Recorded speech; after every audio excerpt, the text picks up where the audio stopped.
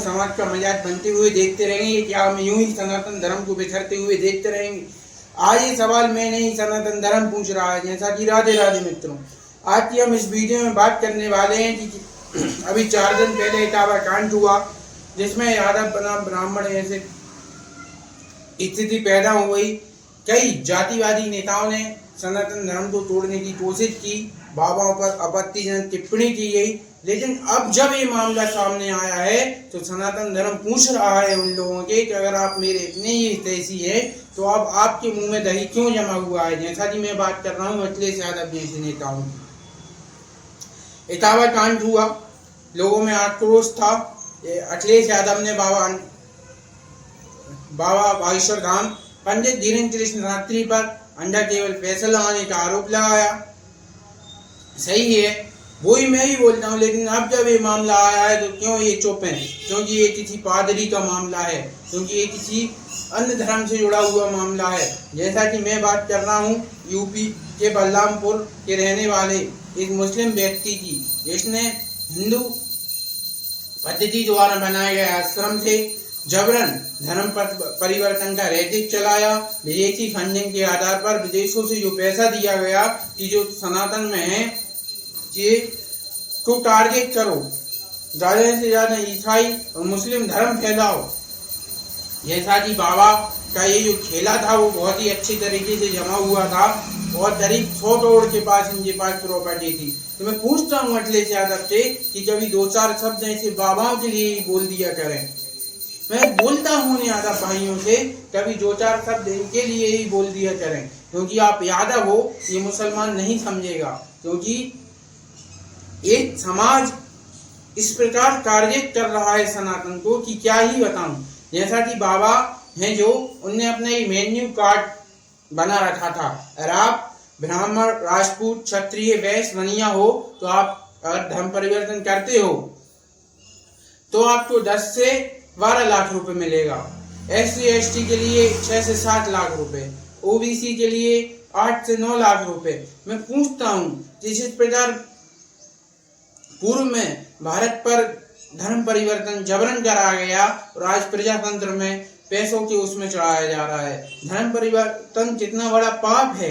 और जैसा कि हम ऐसे लोगों को आगे बढ़ा रहे हैं, मैं सिर्फ इतना चाहता हूँ कि भगवत गीता जो भी पढ़े लेकिन योग्य व्यक्ति पढ़े, ना कि अयोग्य व्यक्ति पढ़े।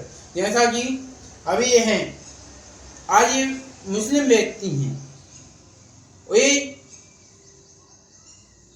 बाबा के नाम से प्रसिद्ध हैं। अब क्या ये मान लिया जाए कि ये ब्राह्मण हैं? अब क्या इन्हें ब्राह्मण माने, मुस्लिम माने, क्या माने? क्योंकि इन्हें बाबा का भेष धरकर धर्म का इतना बड़ा रैकेट चला दिया कि 100 करोड़ की प्रॉपर्टी खड़ी कर ली। और मैं पूछता हूँ ऐसे कौन से बाबा होंगे जिनकी 60-65 साल में भी रखेल होगी? और हम और आप इसी में बीते हुए हैं कि हम जाट हैं, हम गुर्जर हैं, हम क्षत्रिय हैं। मैं पूछता हूँ अगर ऐसे ही बाबा देश में रहे तो क्या आप जाट, गुर्जर, क्षत्रिय, ब्राह्मण रह पाएंगे? मैं पूछता हूँ उन लोगों से जो जात की राजनीति करते हैं, आपस में लड़ाते हैं, सनातन धर्म में जात के आधार पर तोड़ने की कोशिश करते हैं। यह धर्म की परिवर्तन होता रहा कि क्या आपकी जनसंख्या बचेगी? फिर आप बोल पाओगे मैं जाट हूँ?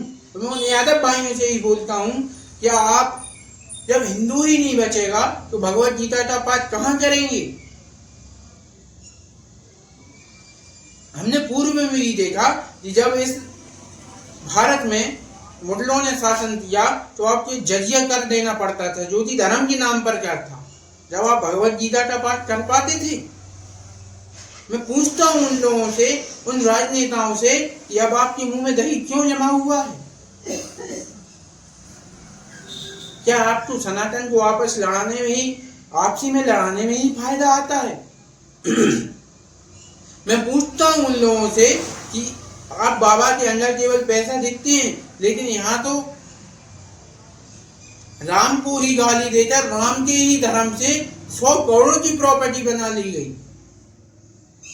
क्या आपका इनके साथ ऐसा भाईचारा है? इतना भाईचारा क्यों? और जैसा कि ये जो मामले हैं इनमें हम देखते हैं कि ज्यादातर अन्य धर्म के लोग बाबा का भेष बनाते हैं और सनातन धर्म को बदनाम करते हैं और सनातन धर्म से ही कमाते हैं और बाद में सनातन धर्म को ही गाली देते हैं। तो हमें देखना होगा कि ऐसे लोग इस धरती पर रहते हैं कि सनातन धर्म बच पाएगा, कि हम बोल पाएंगे कि नहीं मैं ब्राह्मण हूँ, मैं यादव जी के यहाँ नहीं जाऊंगा? क्या मैं बोल पाऊंगा कि नहीं मैं जाटव जी के यहाँ नहीं जाऊंगा क्योंकि मैं ब्राह्मण हूँ? जब धर्म ही नहीं बचेगा, भगवत गीता ही नहीं बचेगी, भगवत गीता का पाठ कराने वाले ही नहीं बचेंगे, तो आप करोगे कहाँ? या जिस प्रकार पूर्व में आपके बाप दादों ने राम का नाम तो लेते थे लेकिन मन में लेते थे, जब तक नहीं आने देते थे वो लोग, क्या इस प्रकार की स्थिति आप लोग लाना चाहते हो? आज सनातन धर्म का दिनों दिन क्षीण हो रहा है, दिनों दिन इस पे वीडियो बनाई जा रही है। मैं उन समस्त यूट्यूबरों से पूछना चाहता हूँ, क्या सनातन धर्म को स्पोर्ट किया जा सकता है? मुस्लिम धर्म को नहीं, ईसाई धर्म को नहीं, और किसी धर्म को स्पोर्ट क्यों नहीं किया जा सकता है? क्योंकि इस्लाम धर्म में भी मुझे हजारों बुराइयां दिखती हैं, ईसाई धर्म में भी मुझे हजारों पाखंडवाद दिखता है। आप जैसा मुस्लिम धर्म की बात करो तो मुस्लिम धर्म में तो क्या ही बताऊं मैं। ईसाई धर्म की बात करो तो उनका ये कहना है कि हमारे भगवान ने पानी को वाइन बना दिया। ये पाखंडवाद नहीं है क्या? सनातन धर्म में ही क्यों पाखंडवाद है? सनातन धर्म में पाखंडवाद है और किस प्रकार का पाखंडवाद है? जो भी हुआ है वो लिखा है व्यवस्थित, लेकिन क्या कोई आदमी पानी से दारू बना सकता है? क्या बना सकता है? वाइन बना सकता है?